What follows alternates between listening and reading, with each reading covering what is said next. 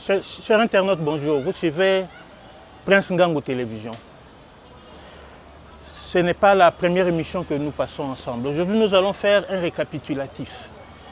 Un récapitulatif avant d'aborder d'autres sujets.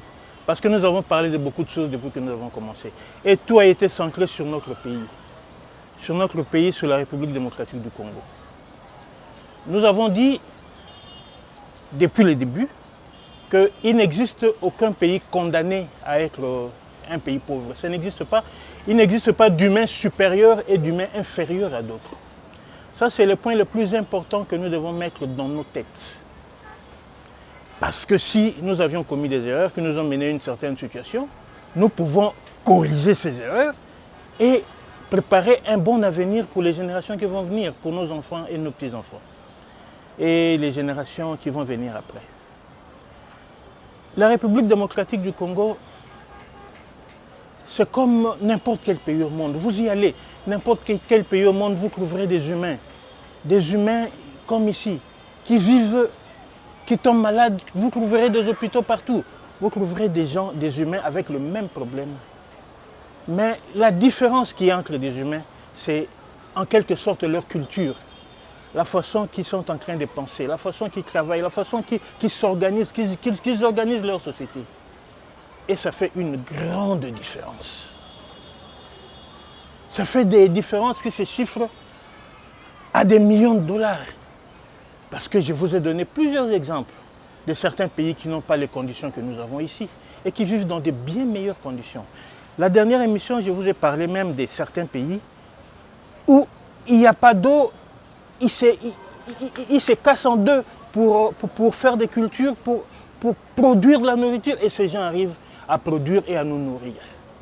Nous, dans nos têtes, nous ne croyons pas à beaucoup de choses. Nous ne croyons pas que l'argent doit venir par le travail. Ça, c'est un point très important. Très important pour lequel nous devons vraiment lutter. Parce que le combat que nous devons mener, c'est un combat où nous sommes condamnés à gagner. Condamné à gagner, transformer le mental. Quand on parle de l'homme congolais, on parle de l'homme dans la cité, on parle de l'homme politique congolais, puisque les politiciens congolais viennent de la société congolaise. Pourquoi doit-on faire la politique? Ça, c'est quelque chose de très important qu'on doit aussi faire comprendre à nos dirigeants politiques. On fait la politique pas pour s'enrichir, on fait la politique pour résoudre des problèmes qu'il y a dans la société. Lorsque dans une société, vous avez des problèmes qui perdurent pendant des années qu'on ne trouve aucune solution. Je vous ai même dit que dans des cas comme ça, on risque de se poser des questions sur nos capacités intellectuelles. Comment expliquer que pendant des années, les gens commettent les mêmes erreurs, qu'ils ne trouvent pas de solution? Et qu'au même moment, qu'on nous dise qu'il y a des intellectuels dans notre pays. Oui, je sais bien qu'il y a des intellectuels, bien sûr qu'il y a des intellectuels, mais nous devons nous poser de sérieuses questions. Vous connaissez une histoire, un récit, vous connaissez la mythologie grecque. La mythologie grecque, oui, la mythologie grecque. Les récits mythologiques d'Anaïde. Vous connaissez ces récits mythologiques, nous avons tous appris cela à l'école. Les Danaïdes étaient condamnés à remplir un tonneau. Ils ont mis toute l'éternité et le tonneau ne se remplissait pas, ils continuaient. Ils continuaient à remplir. Elles continuaient parce que c'était des dames. Ils continuaient à remplir le tonneau. Vous connaissez ces récits mythologiques-là? C'est-à-dire qu'on passe le temps inutilement à chercher des solutions et on ne trouve pas. Et nous avons perdu 60 ans. 60 ans depuis que ces pays étaient indépendants. 60 ans depuis les discours de Lumumba. Vous vous souvenez de ces discours? On n'était pas tous nés, bien sûr, mais on a entendu parler. Lumumba était plein d'espoir pour cette nation qui avait un avenir, qui devrait prospérer. Et maintenant, 60 ans après, Mobutu, quand il est venu, quand il a pris le pouvoir, Kasavubu aussi, quand Mobutu a pris le pouvoir, il nous a parlé de retroussons les manches. Nous devrions retrousser nos manches pour nous mettre au travail. L'agriculture était proclamée priorité des priorités. Nous savons ce que cela a donné finalement. Quelles des erreurs. Si aussi en 1968, quand l'agriculture était proclamée priorité des priorités, si elle était devenue réellement priorité des priorités, avec le potentiel que nous avons, nous serions un grand pays, une grande puissance. On devient plus puissant parce qu'on se l'impose par notre travail, par notre sérieux, par notre organisation. Nous sommes condamnés à réussir, à transformer, à faire comprendre aux Congolais que nous devons changer notre mentalité, changer notre façon de voir le monde, changer notre philosophie du monde. Quand nous regardons le monde qui nous entoure, qu'est-ce que nous voyons? Nous voyons des humains comme nous. Nous ne devons pas être condamnés à être aidés éternellement. Depuis 60 ans qu'on est indépendant d'un pays comme celui-ci. Nous n'avons pas honte. Nous n'avons pas honte. Les bailleurs de fonds. Donc, d'un côté de l'humanité, il y a des gens qui travaillent, qui font de l'argent, et de l'autre, nous, des aidés, des assistés éternels. Et quand vous êtes toujours assistés, vous serez toujours dominés. Et on ne vous prendra jamais au sérieux. Les présidents de la République actuelle, nous avons parlé de Mobutu. Nous pouvons aussi parler de Laurent Désiré Kabila quand il est venu au pouvoir. Il avait la volonté aussi. Mais lui, malheureusement, il est mort avant qu'on puisse vraiment les juger. Kabila, le fils, Kabila, Joseph Kabila, avait aussi la volonté, malgré tout ce qu'on peut raconter en son nom. Mais cette volonté-là qu'avaient les dirigeants, car aujourd'hui même le président Félix, c'est comme les Danaïdes, ils veulent changer les choses. Mais nous voulons changer. Est-ce que nous allons y arriver? Si les mentales ne changent pas, nous n'allons pas arriver. Et dans 5 ans, dans quelques années, on va parler encore d'un échec. Or, nous ne voulons pas.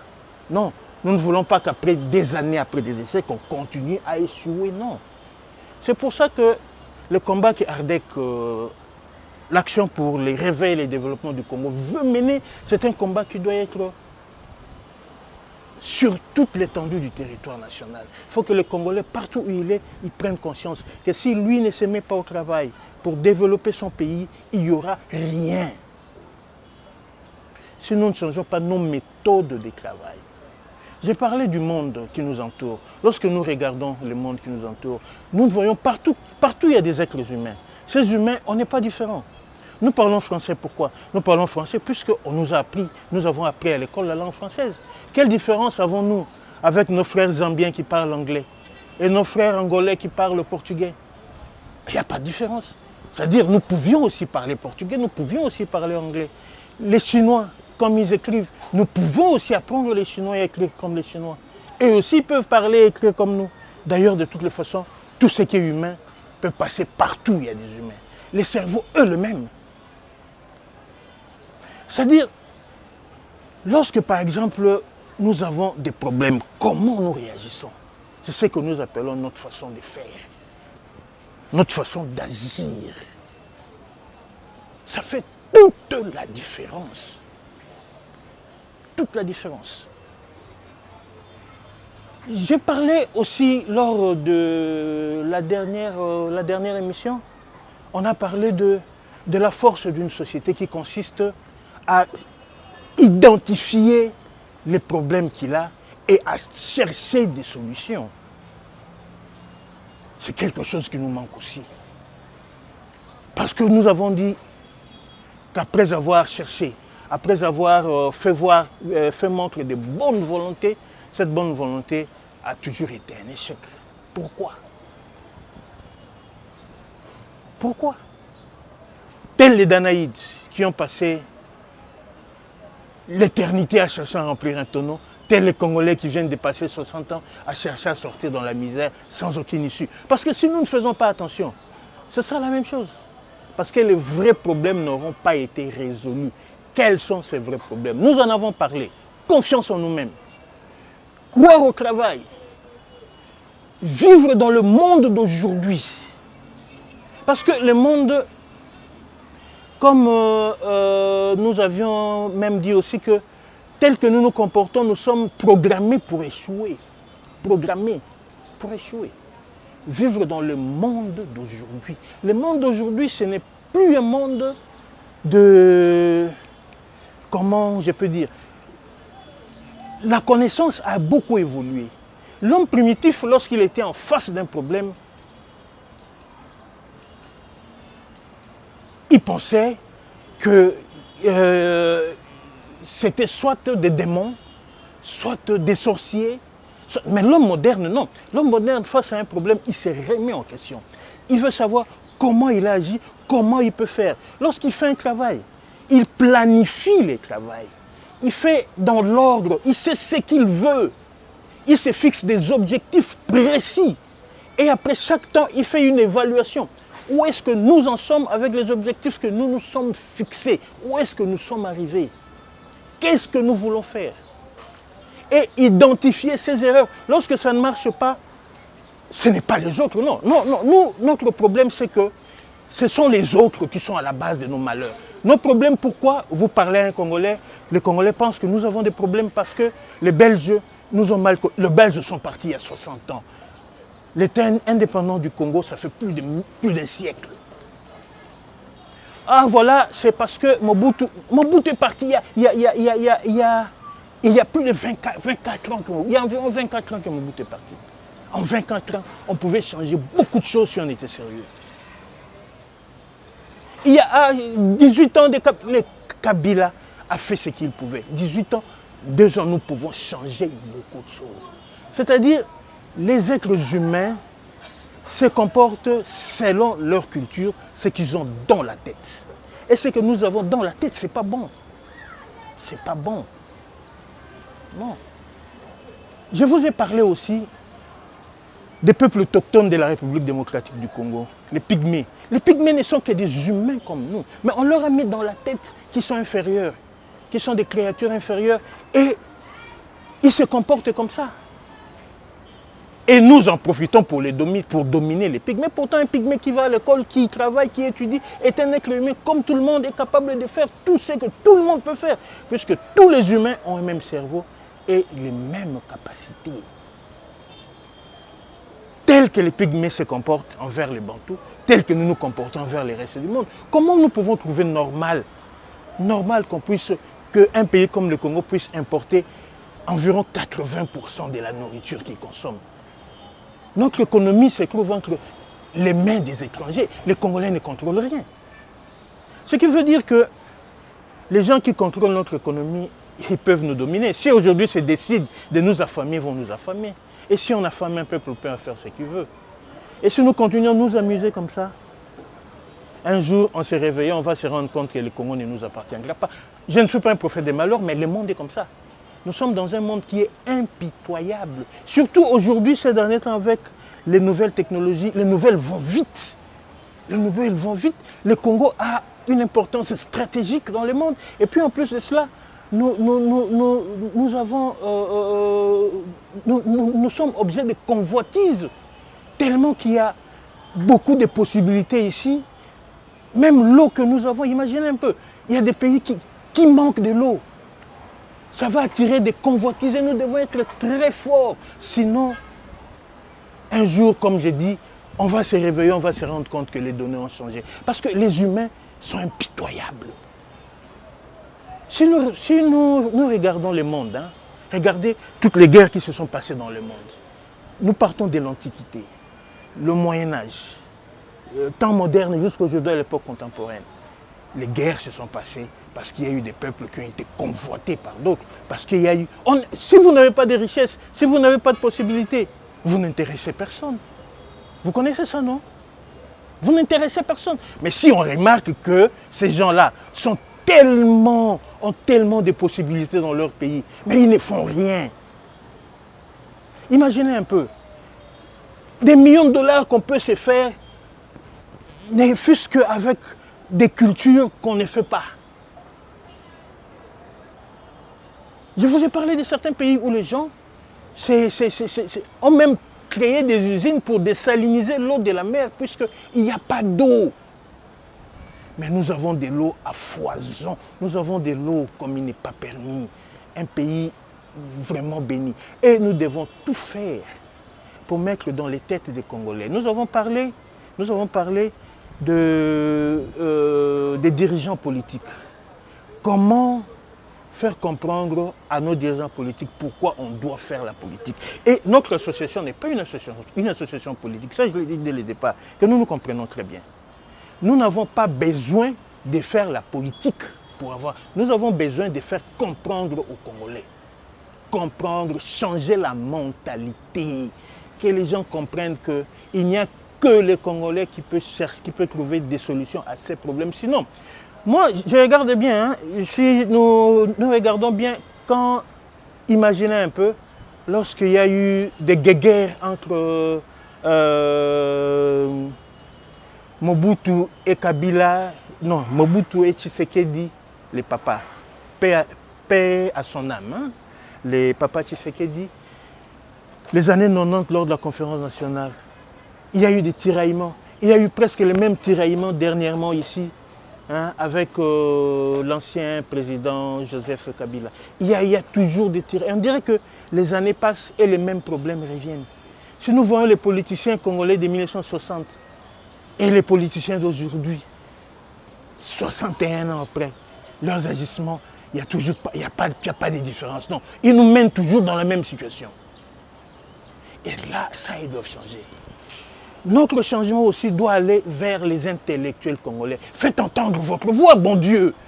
Vous faites rouler dans la farine par des gens par des politiciens et par des hommes soi-disant hommes de Dieu qui ne font que manipuler le peuple là et nous sommes sans solution.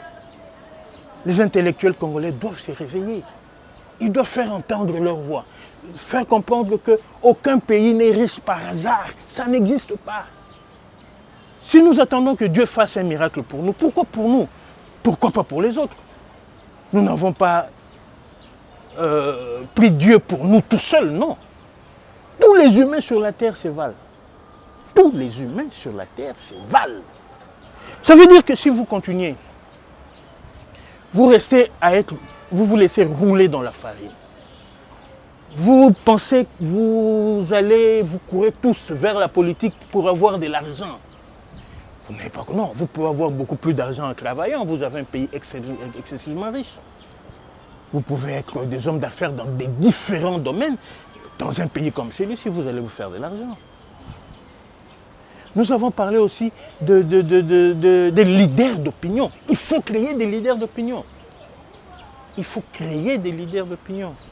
Des gens qui doivent faire comprendre aux autres que si nous ne faisons rien, nous sommes condamnés. Moi, je vois tout ce que les gens disent, union sacrée et tout ça. Mais imaginez un peu, tous les gens qui ont été par-ci, par-là se retrouvent dans cette union sacrée. C'est un conglomérat où les gens se retrouvent. Est-ce qu'ils ont changé? Est-ce qu'ils savent qu'on doit vraiment travailler pour le peuple? Est-ce qu'ils savent qu'on doit vraiment mettre ces peuples au travail? Ils savent que nous avons des possibilités immenses dans ces pays que nous ne pourrons pas vivre au crochet des étrangers. Je vous ai même parlé dans l'une de mes émissions que je pars quelque part là, à l'intérieur, je vois des latrines dans de l'Union européenne. Les Européens doivent même nous faire des latrines pour que nous puissions vivre dans de bonnes conditions sanitaires. C'est quand même malheureux. C'est-à-dire, faire comprendre aux Congolais cela. C'est-à-dire, il faut, pour réussir cela, on a besoin de notre gouvernement. Il faut que notre gouvernement assiste ces mouvements. C'est un mouvement qui doit commencer et s'étendre. Chaque Congolais doit savoir se mettre dans sa tête que c'est lui qui développera le Congo, c'est nous les Congolais. Ne comptez pas, parce que nous pensons que tel que le Congo est coté dans le monde d'aujourd'hui, nous allons en tirer les investisseurs. Je ne sais pas. Un investisseur, je vous ai dit l'autre fois là que les investisseurs, eux, ils cherchent, ils peuvent vous dire tout ce qu'ils veulent, hein. Mais après, quand ils regardent les indicateurs, je vous ai parlé des indicateurs de la Banque mondiale, ce qu'on appelle doing business, on est nulle part. On est nulle part. On est parmi les pays qu'on déconseillerait aux gens de venir investir. Parce que quelqu'un qui a son argent, il peut le mettre partout là où il veut. Et vous allez voir que Si nous nous mettons au sérieux, si nous devenons sérieux, nous nous mettons au travail, c'est nous qui allons attirer les investisseurs. Ils vont venir par notre sérieux. Quand ils verront que les Congolais se sont mis au travail, ils sont devenus sérieux, ils viendront d'eux-mêmes, ils vont se bousculer.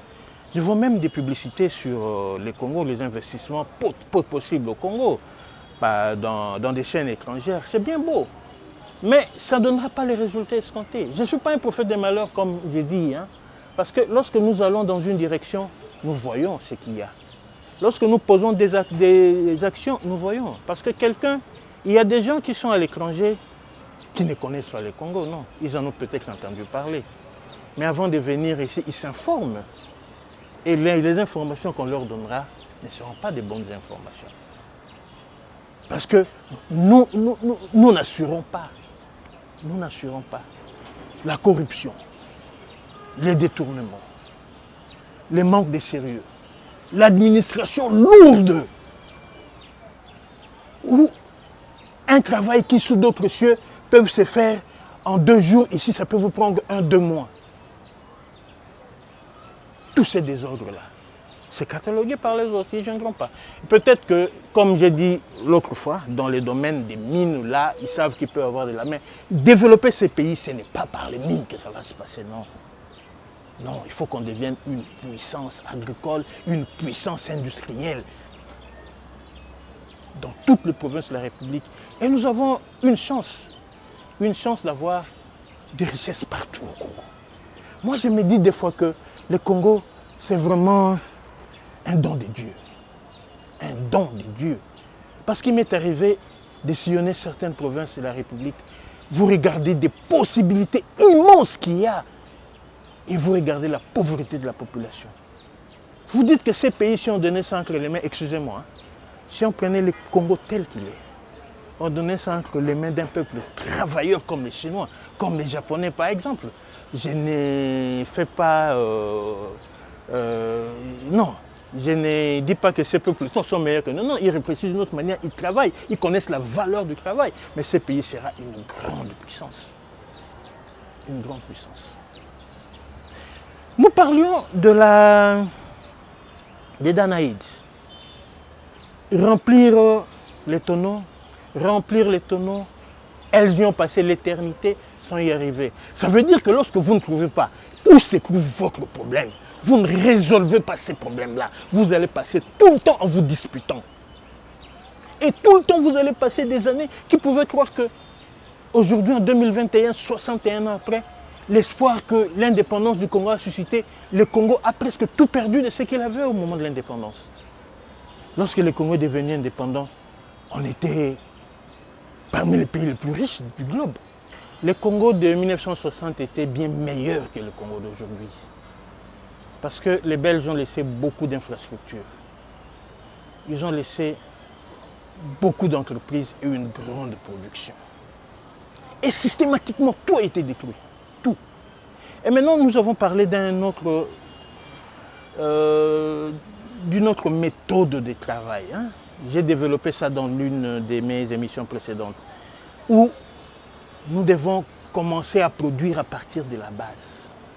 L'État doit s'impliquer. Parce que si on veut parler du social du Congolais, nous avons 2 345 000 km². Le Congo, c'est l'Europe occidentale. Je vous ai parlé de ça. Et nous avons plus de 70 millions d'habitants. Non seulement ces 70 millions d'habitants que nous avons, nous devons produire pour... Nous sommes capables, nous avons un potentiel pour produire suffisamment et nourrir toute l'Afrique subsaharienne. C'est le potentiel que nous avons. Ça doit nous faire plaisir, ça, de voir que toutes les structures ont été détruites. Et maintenant, quand vous allez... Et maintenant, nous dépendons à 80% de l'étranger. Non. C'est-à-dire que ce que nous voulons faire là, comme travail, ce que nous voulons faire, c'est justement changer les choses. C'est un travail où nous sommes condamnés à gagner, condamnés à réussir. Ce n'est pas moi, Bruno Makaya, qui veut réussir, c'est tous les Congolais qui doivent réussir. C'est-à-dire les gens qui prennent conscience, que ça reste dans les annales qu'en l'an 2021, les Congolais ont pris conscience, ils se sont mis à transformer leur environnement et le Congo est devenu l'un des pays les plus puissants du monde. Parce que nous ne sommes pas condamnés encore une fois à dépendre des autres. Non. Les autres là ne sont que des humains comme nous. Quelle que soit la couleur de la peau, quelle que soit la nationalité, partout il n'y a que des humains. Et si ces humains se mettent au travail et s'organisent, ils sont capables de faire des exploits. Les Danaïdes. Passé l'éternité, nous avons passé 61 ans, maintenant 61 ans, à tourner en rond.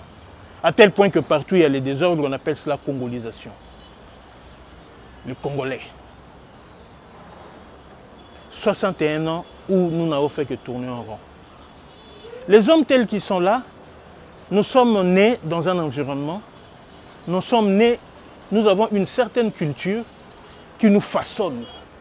Notre façon de réfléchir même, hein, nous ne réfléchissons pas de la même manière face à la même situation, tous les humains sur la Terre, non. C'est ce qui fait la différence. C'est vraiment ça. Les autres, lorsqu'ils ont des problèmes, nous devons aussi arriver à faire de sorte que dans notre société, nous puissions avoir la culture des recherches et des enquêtes. Parce que c'est nécessaire. Vraiment nécessaire d'arriver à déterminer qu'est-ce qui est en train de se passer. À faire des projections, à faire des analyses, à identifier nos problèmes, à chercher des solutions. Si nous ne pouvons pas résoudre le problème, nous devons les réduire à un niveau acceptable. Je vous ai donné plusieurs exemples. Il y a des problèmes, il y a des situations qu'on ne peut jamais résoudre à 100%. Par exemple, il y a des pays où on se bat pour maintenir les taux de chômage à un certain pourcentage. On se bat pour ça. Parce que la situation idéale est que tout le monde travaille et que tout le monde peut savoir suffisamment d'argent. Non, ça c'est une situation idéale qu'on n'atteindra jamais. C'est-à-dire non seulement il faut parler, il faut que les gens se réveillent, mais il ne faut pas aussi aller dans la démagogie. Non, nous n'arriverons pas au paradis. Nous n'allons pas faire de la République démocratique du Congo un paradis. Il y aura toujours des problèmes. Mais ces problèmes doivent être résolus. Les présidents de la République aujourd'hui, quand nous parlons de l'union sacrée pour la nation, c'est quelque chose d'excellent. Il faut que les gens puissent réfléchir d'une autre manière pour avoir un autre pays. Et ça, c'est une nécessité. Je disais que notre culture nous a façonnés. Nous a façonnés. Nous réagissons d'une certaine manière, à tel point que j'ai donné même des exemples. Nous croyons que nous ne croyons pas au travail, nous croyons que ce sont les autres qui doivent nous donner de l'argent, nous croyons que tout ça, c'est nos parents et nos grands-parents avaient des circonstances atténuantes, parce que pour eux, l'Européen venu avec la colonisation, avec tous les moyens, ils se sentaient très distants des colonisateurs. Ils étaient séparés, ils pensaient que c'était presque des demi-dieux. Et ils se sont résolus à être désassistés. Et maintenant, nous, notre génération, nous n'avons pas cette excuse-là. Non. Parce que nous vivons ensemble avec tout le monde. Et nous avons constaté que partout, il n'y a que des humains. Voilà aujourd'hui ce que nous avons prévu, que nous puissions comprendre cela, que nous avons un combat dur à mener. Parce que ce n'est pas facile de changer quelqu'un qui, pendant 60 ans, s'est comporté d'une certaine manière. Parce que les enfants qui sont nés il y a 20 ans, ceux qui sont nés à l'an 2000, ils ont trouvé leurs parents qui réfléchissaient d'une certaine manière, ils ont repris cette manière-là de réfléchir. Ils ne peuvent pas croire qu'on peut réfléchir différemment. C'est difficile. C'est difficile de faire croire à quelqu'un aujourd'hui que lorsque nous avons des problèmes, il faut nous remettre en question. Il faut voir notre façon de nous conduire. Il faut voir notre façon de travailler que nous pouvons améliorer. Que les responsables de nos malheurs, ce n'est pas les autres. Mais nous, c'est comme ça. nous pensons que les responsables de nos malheurs, ce sont les Occidentaux qui ne veulent pas que nous puissions évoluer. Non, non, non. Laissons les Occidentaux tranquilles. Les Occidentaux, eux, jouent leur partition. Si vous étiez à leur place, imaginez un peu, vous étiez à leur place, vous voyez un pays là immensement riche et une population endormie. Qu'est-ce que vous allez faire? Parce que le monde fonctionne comme ça. Vous n'allez pas dire à votre adversaire d'améliorer votre système de jeu. Non, ça ne se fait pas comme ça. Votre adversaire, lui, il aimerait que vous continuiez. C'est de la bonne guerre, c'est comme ça. C'est de la bonne guerre. Ils aimeraient que la situation... Mais ça, c'est leur problème. Mais nous disons non. Non, ça ne doit plus être comme ça. Parce que nous allons organiser notre pays et être sérieux. Je vous ai même parlé, pour terminer, de la situation récurrente dans toute l'Afrique. Là, vous allez voir dans presque tous les pays africains, puisque la culture, c'est presque la même chose. Nous pensons, dans presque tous les pays africains, vous allez voir presque le même problème.